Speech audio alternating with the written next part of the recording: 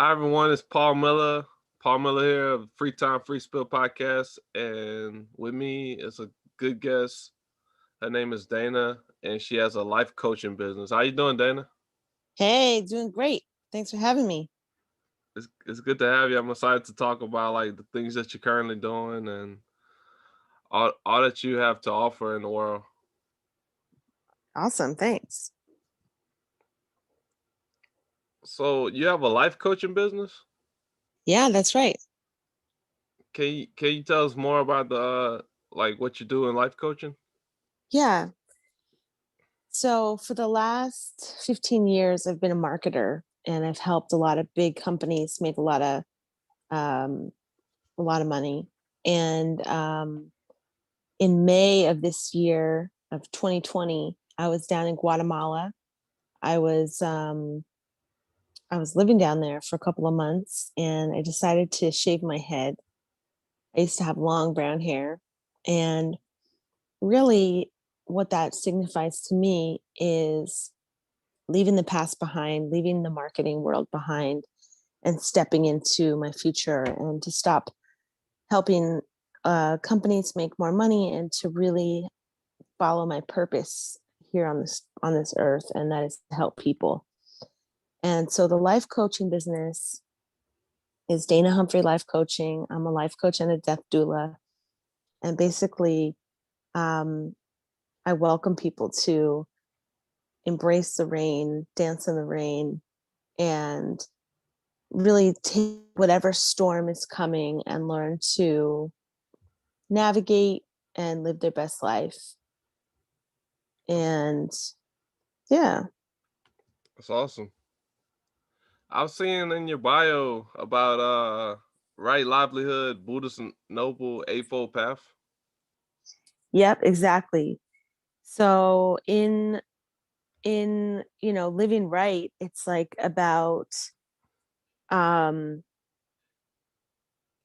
all the different aspects of life. And I feel like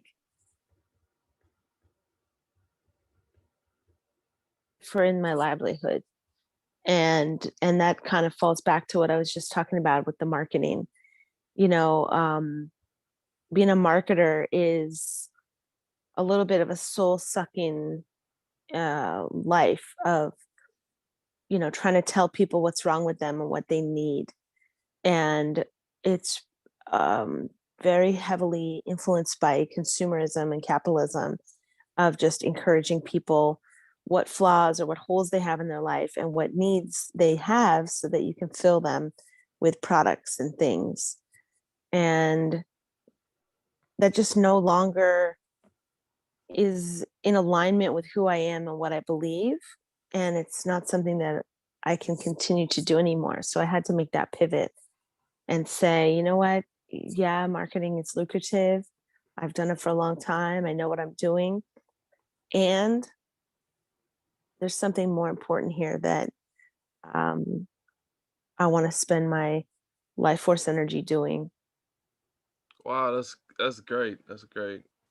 And you Thank so you you. went from marketing to now what are you doing? Like from marketing to being a coach?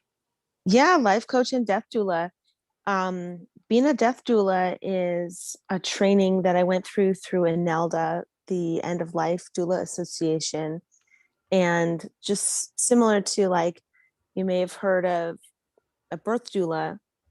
A birth doula welcomes babies into the world and helps moms as they deliver. Well, death doula, we help bring ritual back into death and to the transition that people make, from life into whatever's next. And I'm really excited about this work. Because of COVID, it's a little bit challenging. So I'm doing some different things with that. Basically, we work with hospice care. And so doing some volunteering through hospice and things like that until we can get back out in front of people. But the life coaching is something I can do via Zoom, basically reaching out to people, having one-on-one conversations with them, helping them share their stories and really feel held and loved and supported. and which sometimes you need if you're trying to process a hard story in your life. It's about, having a trusted person there to listen and hold space and help see that story a little bit differently. Yeah, that was my first time hearing about doulas, birth doulas, and death doulas. Oh, wow. I heard of Yeah. energy workers. Yeah. I mean, I'm definitely an energy worker. I do Reiki, which is a form of energy work. That's mainly done with the hands, but it can also be done long distance. Um, my younger sister is actually a birth doula and a midwife. So she delivers babies and brings babies into the world. And I help people add more ritual into their death, have a good death. And what else does death doulas do? Well, we help people think about their legacy projects, their legacy. When it's time to leave, what did you stand for? What did you share with this world? Sometimes we can help create legacy projects. So it could be putting together photo albums or different types of projects. Um, and we help the family. We help the family have some hard conversations with each other and with the dying person, maybe sharing, that they love them or they forgive them so that they can move with transition and transition with ease. Yeah. Um, yeah. What about tributes? Tributes. Yeah, like a tribute, like from someone that's about to pass, like about their life. Like it could be a documentary. Sure, that could absolutely be a legacy project. Yeah, like a film or a movie, or sometimes it's even, yeah, it could be interviewing the person before they pass, getting some sound bites from them before it's too late. But a lot of times it's just really helping them grieve parts of themselves that are no longer here. So the best way I can explain that is like, imagine if when you were younger, you were like a basketball player, but you're not anymore. Like sometimes people get held up on that part of themselves that they used to be, instead of just grieving that part of themselves and letting that go. And this happens like over and over and over again in our lives. I'm 38 years old, and there's parts of myself that I've had to let go and grieve. Um, like I used to be a runner. I'm not a runner anymore. That part of me is gone, and that's okay. So when people talk about running, I don't have to jump in and say, "Oh yeah, yeah, I'm a runner too, and here's why." It's like I've come to peace with that, and it's no longer part of what I identify as. It's no longer part of my story, of my current story. Yeah. How do you grieve it? I think it's about acknowledging it, recognizing it, validating yourself, and then just letting it go. Okay. Yeah. I used to play basketball. I Do you tore still play my basketball? I tore my ACL. Every now and then I might, like I got a basketball goal last year, then the wind messed it up. Like I left the basketball goal up and the wind was so strong, messed up the whole basketball goal. Like, but I wanted to play. So maybe that's not part of yourself that you want to grieve, right? You want to keep that going. Yeah, it's exercise. Yeah, that's cool. I It just sounds don't like the weather has different ideas for you. I just don't like running down the street when the ball flies, like when the ball hits the goal and then flies down the street and then I gotta go run for it. That's the exercise part. I like shooting and running, keeping it close to me like the basketball. But when it goes like far out, like it just Mm, takes the fun away. yeah, I could see that.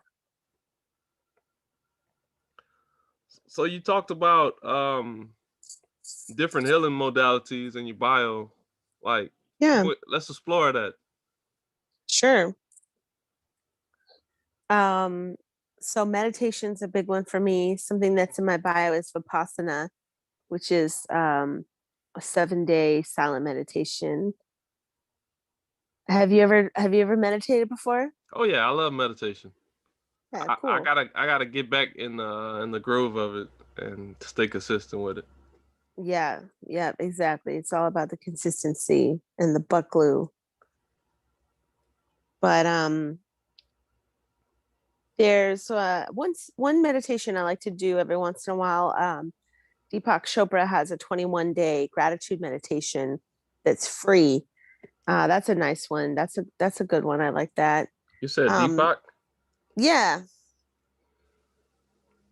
I heard of that.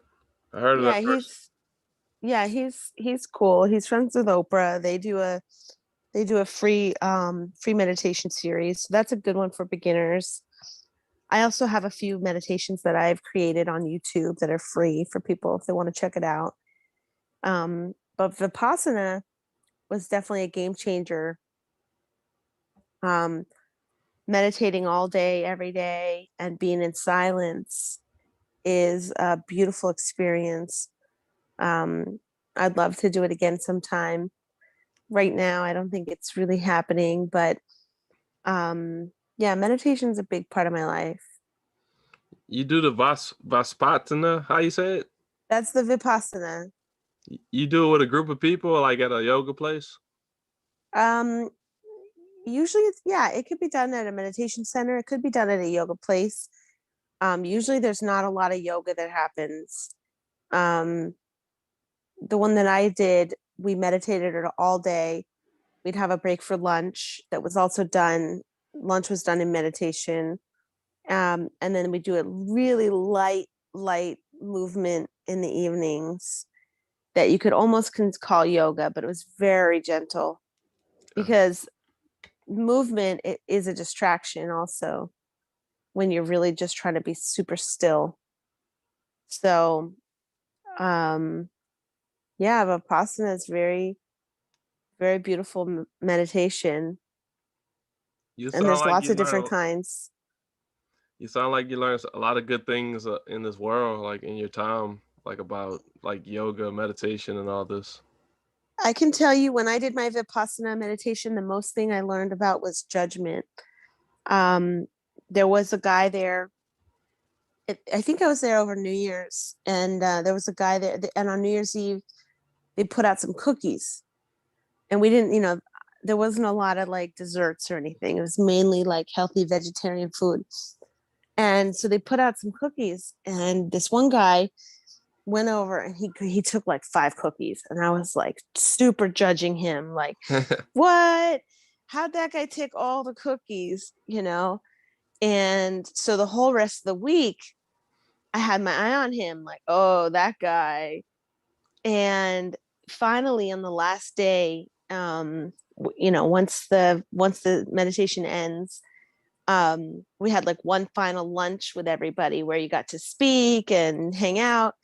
And so I actually ended up sitting near him at lunchtime, and I kind of could hear him talking to other people. And I realized he was a really nice guy.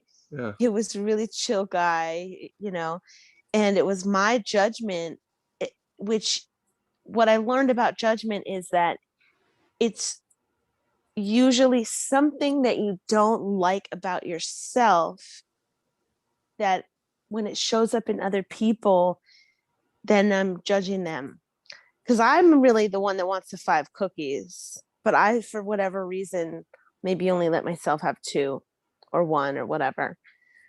And it's that judgment of on self that then translates onto other. So if I can love the part of myself that wants 5 cookies, then I have no problem with him having as many cookies as he wants, whatever.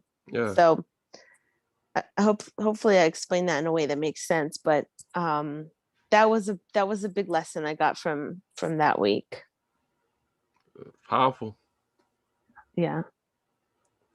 So what other kind of healing stuff you've learned?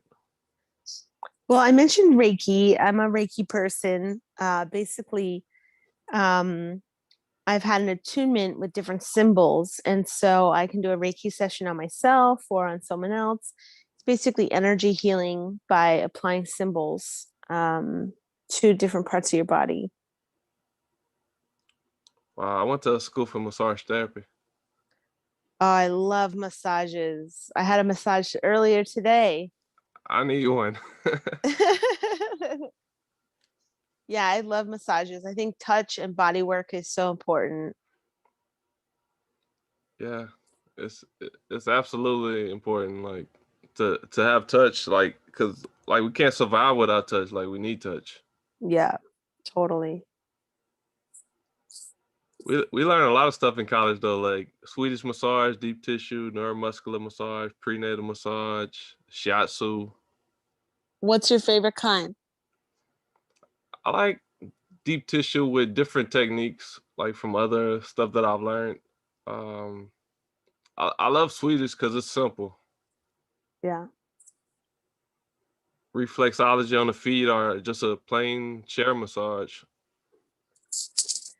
Yeah, it's amazing how much how I don't know, much the feet hold, I guess. A little foot massage and it's like I can feel so much relief. But it's good to have like the whole body massage Well, yeah, of course.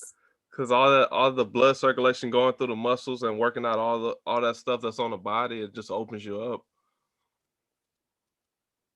Yeah. It relaxes you too. Like it's a lot of benefits of massage. Yeah, I agree. People walk out from a massage all happy, like because like it helps. Like it takes off stress too. Yeah. Working out all those facial muscles and all that. Some people be relaxed just from a back massage, like a 20-minute back massage. What else do you like to do that's relaxing?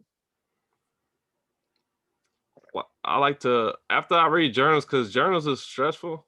Like after reading a whole Yeah. bunch of journals, like that could be stressful. So like I go for a jog and like just burn all that Yeah. off. Movement. Yeah, Yeah, move it out. Yeah. get some sunlight. Mhm. Meditation is good. Prayer is good. Yeah, I think, that really falls back into kind of what I do with the life coaching. It's like when you're talking about reading your journals, that's like going to your past and reading about your past. And so we go through hard times and sometimes it's helpful to have a person that you trust go with you on that journey, to go back in time and go back to your past and go back to those hard times and just add a little love, add a little compassion, a little understanding, and a little bit less judgment on them. And you can kind of rewrite those stories in a little bit of a more positive spin. Um, and you feel different about them too when you process them. Yeah, I do intentional writing. Like Hmm. I don't just like do a diary. Like I document. Like so it's basically facts and it got emotions in it too. But like I don't just write anything. Hmm. It's intentional. So it's my best foot forward Hmm. because words are Yeah, powerful.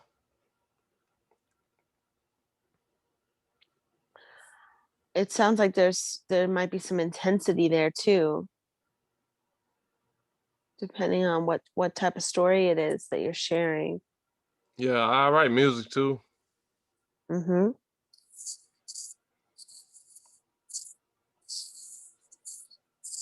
You said intensity.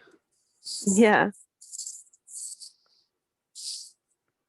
Did you say your music's intense?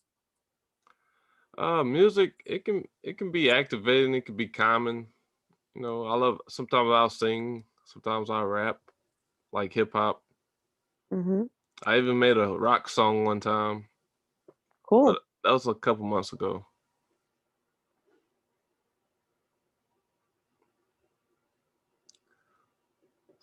So how was your day? It was a good day. It was a good day. It was cold. I'm very happy to be bundled up. I have my hoodie on. Yeah. I got the blankets. I was cold today. Any meditation? Yeah. Yeah. I meditate every morning. One time I did a fire meditation. Ooh. What does that mean? So you have a candle in front of you, like Uh-huh. you could place it on like a drawer, like a dresser, and Mm-hmm. you sit in front of it and you meditate, and then you become the flame. Like Mm-hmm. you think about the flame, and it's like your heart. You got that warmness in you, and like you meditate on it, and like the candle is in front of you, and you become the flame. It's Mm. called fire meditation. Yeah, I've done that before. That's a beautiful one. Yeah, I learned that. It was an Indian friend. I lost contact with her though, like when I had a new Facebook. That reminds me of another meditation that's really nice is the sun. Like it's great to do at sunrise, but you can do it at any time when the sun's out. And it's like really like inhaling the sun, like consuming the sun and letting the sun like nourish you and feed you. I had to do that one. Yeah. How I go? Basically you focus on the sun. I love to do it in the morning when it's just rising, but you focus on the sun and you breathe in the sun and you breathe in the sun's energy and you let it nourish you. Almost like you don't have to eat because you're getting all of your nourishment from the sun and you just breathe it in and then you exhale and you keep focusing on the sun for as long as you'd like. Wow, that's cool. I heard of Zen meditation. I remember my teacher was talking about that back in massage school. Zen meditation. Hmm. And what does that look like? He said they'll be meditating. There'll be like a group of them in a circle, like they'll be on a retreat or something, and like they're meditating for all day. Hmm. They're just sitting all day meditating, Oh yeah, yeah. like for hours. Hmm. Yeah, usually at a meditation retreat, that's the main focus. That's what you spend most of your time doing. And it's nice to be supported with others who are also doing the same thing. Yeah, I learned meditation. It was a couple years ago when I started meditating, and I'll use the Hmm. Insight Timer app. Oh yeah, that's cool. Yeah, I used to use some of those apps. So what you got coming up? I just booked a trip to Michigan. I'm gonna go to Michigan for a couple days, maybe do some skiing, That's cool. and I'm working on my book. What's Um, what's it called? it's a memoir, so it's about my life. I don't have a title yet, What's some but I'm things you're almost gonna done with cover? it. Well, I don't want It's to a give it away. it's a memoir, so it's about my life. Okay. So You can give us an insider, like the creative process of how you're writing, like how it came. yeah, right now I'm in the blueprinting stage, and so I'm basically I outlined, and now I'm going back in and chunking out the writing. So I'm about halfway through. That's so cool. Like I wrote a book like it took me 5 years to put it together, and I had an editor. Hmm. I just got to get better on the marketing and the promotion side. I might have to get it edited again because I added some words. Yeah. Yeah, 5 years sounds about right. It's Yeah, I was probably when I'm all said and done, it'll probably be about 5 years. I've been working on it for a while. when you're ready to release it, just you know, it working in the right timing. Yeah. Yeah, it's been a process. I thought I was done and then I got some new ideas and now I'm doing a whole new rewrite. So it's exciting and it's a lot of work and it's very rewarding. When you have a copy of it in your hand, you'll be like, man, look what I've achieved. Yeah. Success. Yes. But it's a lot you got to do as an author, like especially with promoting after you make the book. Yeah. Have you when you started being an author? I started working on this book a couple years ago, and it was going to be called Codependency and Pets. And so over time, it's shifted and changed and pivoted a little bit. So that's now going to become a white paper, and basically, I'm writing a memoir about my life. Wow. I love documentaries, and that's my favorite genre. Like just hearing the story, like how people came about, or like even if it's an art form like hip hop, or like being a rapper or actor, like just hearing about a biography or autobiography of it, like it's pretty cool. Yeah, You learn a lot from it. yeah, you can. Absolutely.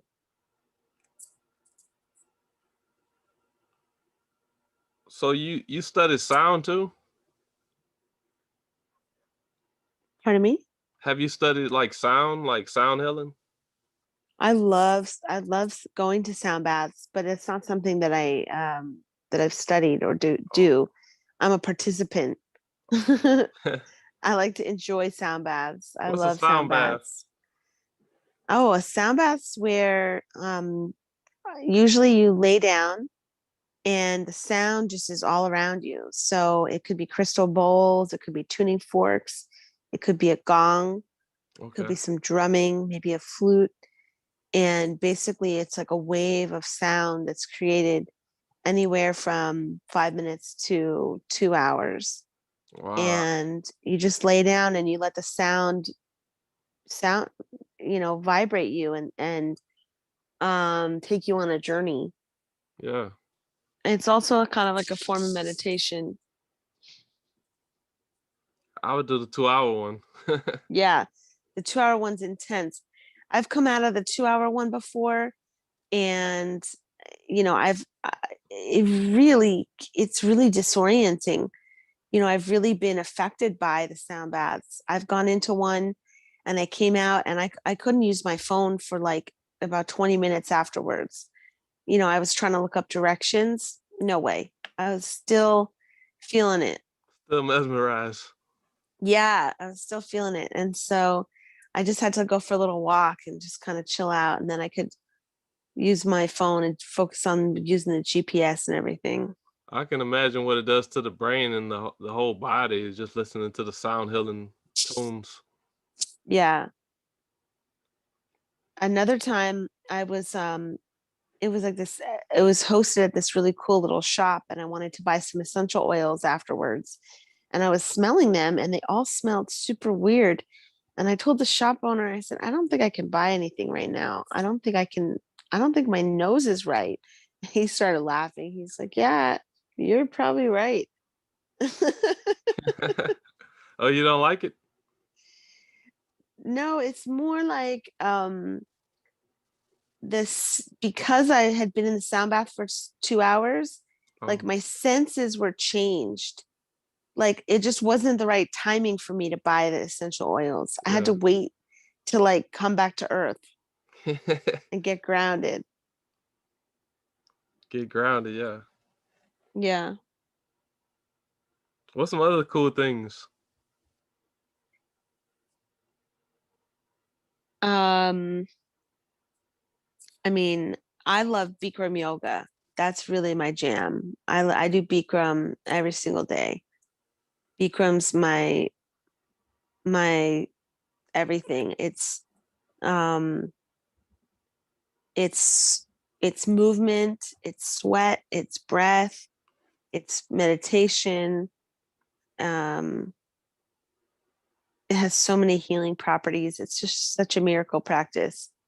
Um it's like Bikram yoga? hot yoga, yeah, in a hot room. My sister told me about hot yoga. Have you tried it? No, I gotta do some yoga. I never did yoga. I done Tai Chi and meditation. I never did. I never got into yoga. I Yeah. would love to do it because it's conscious movement. Yeah, exactly. Well, I invite you to check out Bikram, or Hot 26 it's called, because we do 26 postures.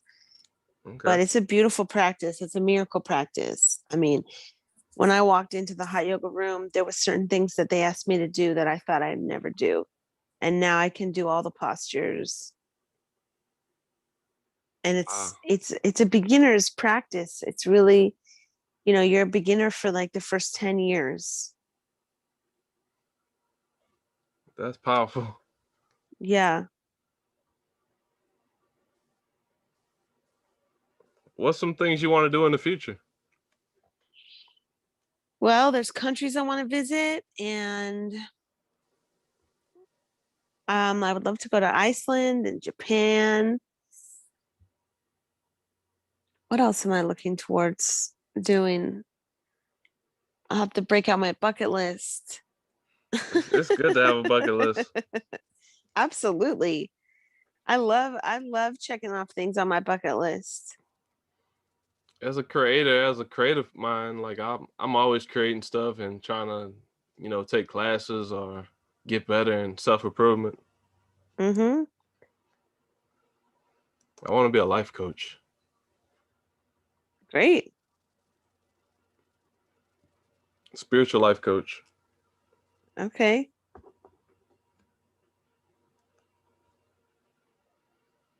That book sounds awesome though, like about your life. Like I can imagine the powerful content that's in it. Thank you. Yeah, sometimes it's a little bit draining, like you said, with reading your journals, like, it takes a lot of even though I'm just sitting in a chair reading, it does take a lot of energy. Oh, it gives you energy. That too, sometimes it does. Like I think for me, like I think it's stressful. Like after all the reading, you definitely gotta do some exercise after, or release all that. But it gives you a lot of energy because like you think about it, like when you're journaling, you journal for months, and you might have like 10 journals from the past year, and you read all that, you're going back into time, and it's like everything is fast forwarding into the now, Mm-hmm. and it catches you up, and it definitely gives you energy, like all the stuff that you connected to and all that. But that's why I try to write positive stuff and really do intentional writing when I write. And it's like a document of time. It's a timestamp Mm-hmm. because you can go back to like say October last year or whenever. It's a document, just like how doctors document. I learned that from school, but I've been journaling since 2009, Wow. and I wish I would have kept a lot of those journals, but I have quality control. Like I throw away what I don't need and I keep what I need because Mm-hmm. I can't let it all pile up. I don't have that much space. Yeah, but it is pretty cool to journal. Like that's I love writing. Yeah, writers got to write. Yep. I like to make art also. I like to paint. I like to make magic wands. Magic wands. Mm-hmm. What do you paint? Paint wood. I like Oh, to paint wood and do kind of like abstract paintings, or I like to find driftwood on the beach and paint them into magic wands.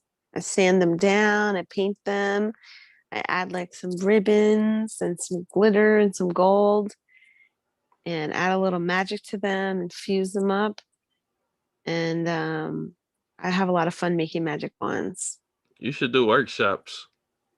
Yeah, I would go to that class of making your own. of like being taught by you. I thought about that. Yeah, I've thought about that before. That could be fun. Life skills. Yep. So any links you want? How can people stay connected to you? Any links? Yeah, you can check me out at danahumphrey.com. You can also find me at lifecoachanddeathdoula.com or on Instagram or Twitter at Dana K. Humphrey. Anything else you'd like to share before we close? Sure, I'll share my favorite quote. It goes like this: "Don't copy the world. Be a different person with a fresh newness in all you do and think." That's it. Wow, be original. Yeah, it's the only way. You can say that quote one more time. Sure. Don't copy the world. Be a different person with a fresh newness in all you do and think. Sounds like a mantra. Could be. It's actually from the Bible. Really? Yeah. Oh, I never seen that part. That sounds good. Hmm. Thank you. I thank you for joining me. Like, I wasn't watching the time, but like, I thank you for joining me and like all that you're doing. Like, it's pretty cool. Like to have a conversation with you. Thank you. All right. Thank you. Thank you for having me. Free time, free spill, you guys. And Dana, one more time, the website that people can look for your Sure. book and stuff. It's Dana, Dana, Humphrey.com, Humphrey. Cool, cool. Thank you. Thank you so much. It was really great talking to you. All right. Have a great night. You too. Bye.